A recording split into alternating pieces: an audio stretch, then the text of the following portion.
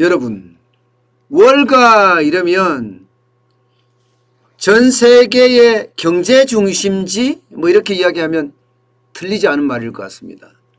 미국의 월스트리트를 중심으로 해서 금융가들이 굉장히 많이 들어서 있는데요. 거기를 가지고 일반적으로 월가라고 이야기합니다. 이 월가의 비관론자들, 뭐 정확히 말하면 비관론자는 굉장히 많지만 우리가 익히 알고 있는 두 사람은요. 뉴욕대학교에 누리엘 루비니 교수가 있죠. 그리고 예일대에 스티븐 로치 교수가 있습니다. 근데 시간이 있을 때마다 이분들은요. 경제를 조금 비관적으로 이야기를 합니다. 그렇지만 그동안은 좀 조용했거든요. 누리엘 루비니 교수가 한 6개월 전만 하더라도 뭐 대공황이 온다 하는 대대공황까지도 이야기할 정도로 심각한 그런 이야기를 했었는데 그동안은 잠잠했습니다. 그러다가 이번에는요. 스티븐 로치 예일대 교수가 아주 강한 전 세계 경제에 경고를 내렸습니다. 어떻게 생각하면 현실성이 굉장히 있는 섬뜩한 경고다. 이렇게 얘기해 볼 만합니다. 여러분, 이거를 보세요. 일단 스티븐 로치 예일대 교수는요. 기본적으로 중국의 불안을 세계 경제의 타격 그러면서 말입니다. 1970년대식의 어떤 스태그플레이션 거대 인플레이션이 오지 않겠느냐 하는 아주 무서운 경고를 내놓은 거예요. 그 첫 번째 이유가 지금 중국의 공급사슬이 깨지고 그에 따른 에너지 물가가 급등하기 때문에 굉장히 충격을 받고 있다. 무슨 말인가 하면 결국 중국의 전력난이 말입니다. 전 세계에 영향을 미친다는 이야기입니다. 지금 사실 여러분도 알다시피 중국의 전력난은 지금 심각합니다. 거의 뭐 대부분의 성이 전력난 때문에 전력 사용 제한 조치를 발동을 했다고 하니까요. 게다가 동계올림픽, 베이징 동계올림픽을 앞두고 석탄을 또 못 쓰게 하고 있습니다. 석탄을. 그러다 보니까 전력 생산을 석탄에 의존하거든요. 68%가 석탄 발전소니까요. 게다가 호주하고 이 쉽게 말하면 무역 보복 싸움이 벌어졌어요. 그러면서 호주가 석탄 가격을 확 올린 겁니다. 수출 금지한 거예요, 사실상요. 그러다 보니까 중국의 발전용 석탄은 엄청나게 뛰어오르고 있습니다, 지금. 결국 발전용 석탄이 오르고, 이게 전력이 제대로 생산되지 못하면서 공장들이 하나씩 문을 닫고 있어요. 뭐 토요타 자동차도 그렇죠. 우리나라 회사 중에는 포스코, 오리온, 테슬라, 애플 이런 회사들까지 공장이 문을 닫는 셧다운의 추세입니다. 이 추세라는 게 무섭잖아요. 그러니까 스티븐 로치 교수는 이게 결국 전 세계 시장에 영향을 줄 거다. 제품을 규모의 경제 형태로 많이 생산해서 전 세계 시장으로 수출을 많이 해야지 가격이 안정되는데 전력난 때문에 중국 자체에서 제대로 생산을 못하게 되면 공급이 그만큼 줄어든다. 그러면 가격이 어떻게 돼요? 올라가겠죠. 이게 마치 말입니다. 1970년대에 중동에서 석유를 무기화하면서 이 석유 가격을 올린 거, 갑작스럽게 2배, 3배 올리는 거 말입니다.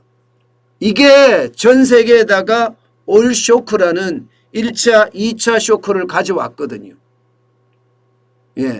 그런 것처럼 중국의 전력난이나 또 하나 중국 기업의 어떤 부실화 이런 것들이 자칫 잘못하면 헝다그룹의 어떤 파산과 맞물려서 제품 생산을 그만큼 더디게 만든다.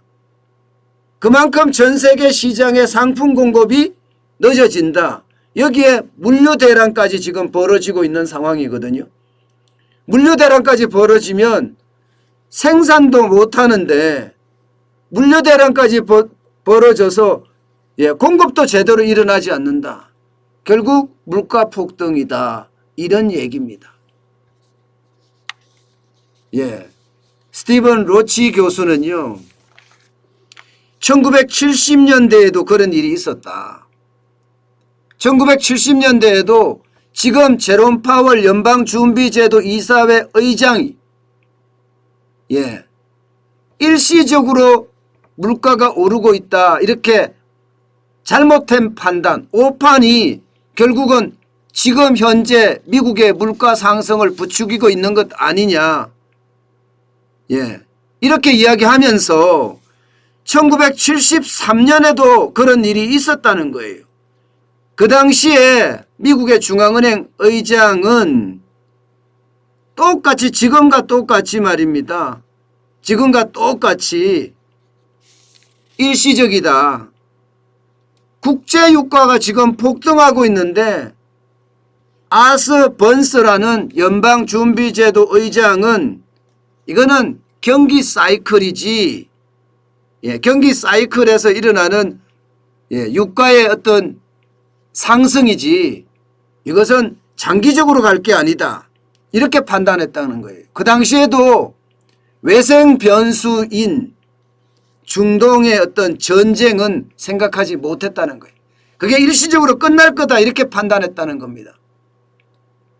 그러면서 지금 제롬 파월 연방준비제도 의장의 어떤 생각이 그때하고 비슷한 것 아니냐. 지금 미국 내에서 공급망이 불안해서 물가가 올라가는 거지 이게 외생 변수는 없다. 뭐 이런 식으로 이야기했다는 겁니다. 이게 바로 엄청난 실수. 잘못돼도 한참이나 잘못된 오판이다. 이렇게 스티븐 로치 교수는 평가하고 있습니다. 사실 1970년대 아서 번스 의장의 어떤 오판이 오일 쇼크를 더 가중시켰다. 이렇게까지 이야기하고 있거든요. 지금 제롬 파월 의장이 그때와 마찬가지로 오판을 일으키기에 충분하고 그 오판이 미국의 물가를 많이 올렸다. 이렇게 지금 이야기하고 있습니다. 사실 미국의 물가 장난 아닙니다. 5월부터 5% 이상이에요. 그리고 6월에 5.4, 7월에 5.4, 8월에 5.3입니다. 그러니까 물가가 엄청나게 오른다는 겁니다. 게다가 말입니다. 이 물가는 13년 만에 최고치라고 이야기할 만큼 물가가 폭등하고 있다. 이런 얘기예요. 현실에서는 실제 폭등이 일어나는데도 제롬 파월 의장은 일시적이다. 이렇게 안주하고 있다는 겁니다. 물론 지금은 조금 물러나긴 했어요. 지금은 조금 물러나긴 했지만 내년까지 간다. 이 정도로 물러나긴 했지만 이게 내년까지가 아니라 더 길게 갈 수도 있다는 게 스티븐 로치 교수의 판단입니다. 오일 쇼크는 실질적으로 말입니다. 이게 단순하게 1년만 간 것이 아니라 1973년부터 길게는 1979년까지 물가가 계속 올랐었거든요. 그래서 거대 인플레이션이라는 말을 쓴단 말입니다.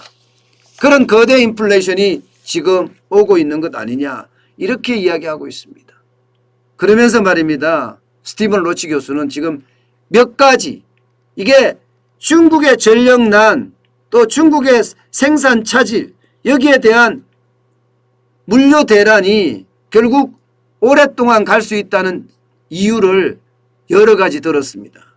그 대표적인 게 이게 중국 석탄 선물 가격 추이입니다.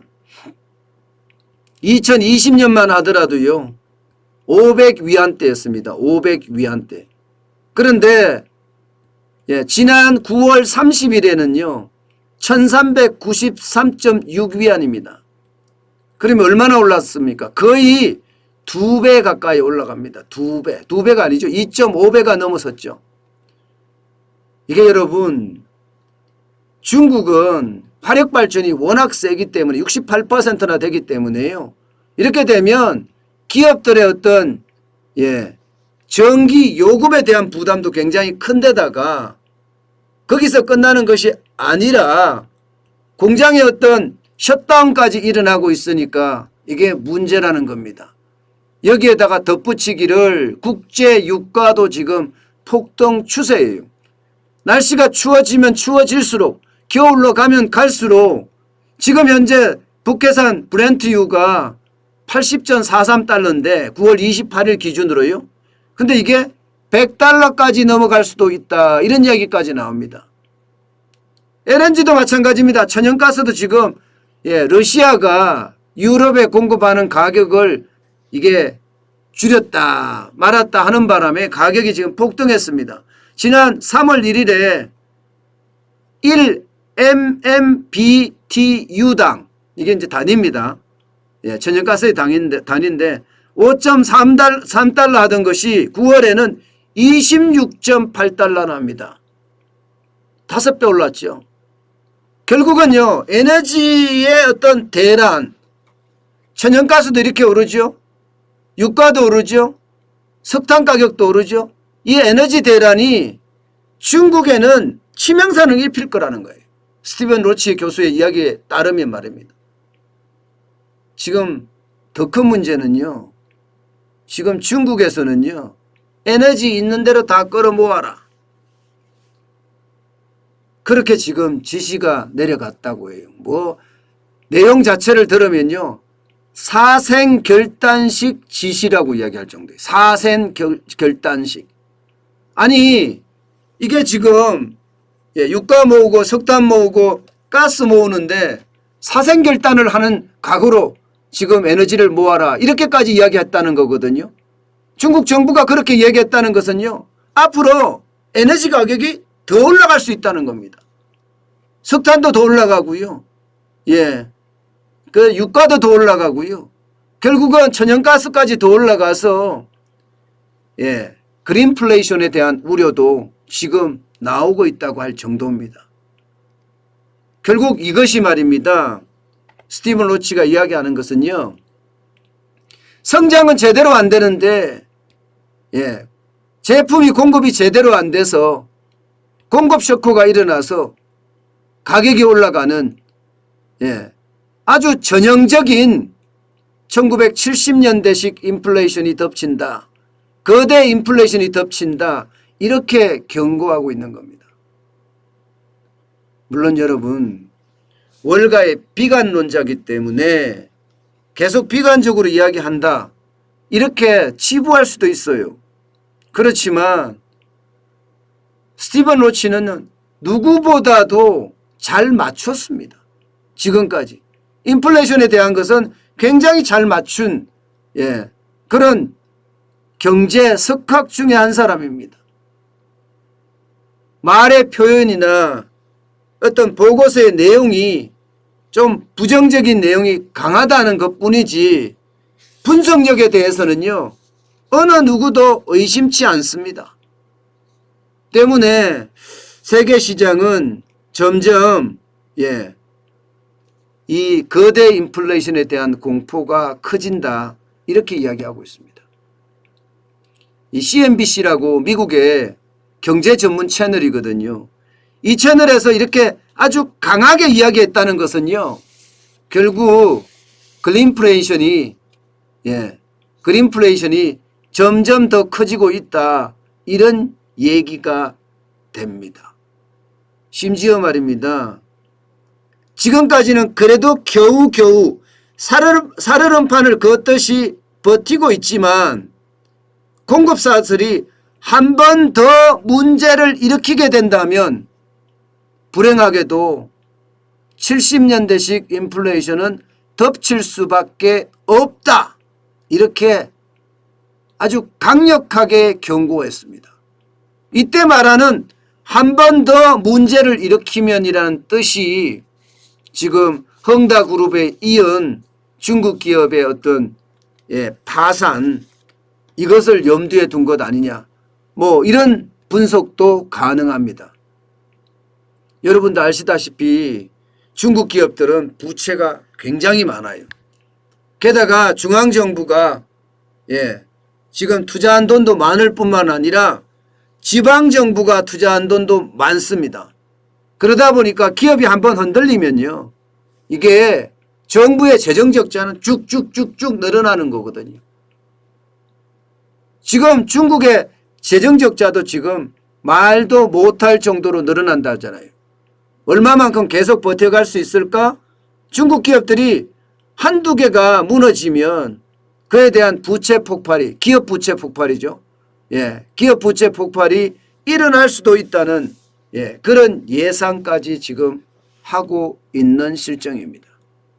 여러분, 월가의 비관론자들의 이야기 단순하게 그렇게 말할 수도 있지, 이렇게 치부하지는 마시자고요.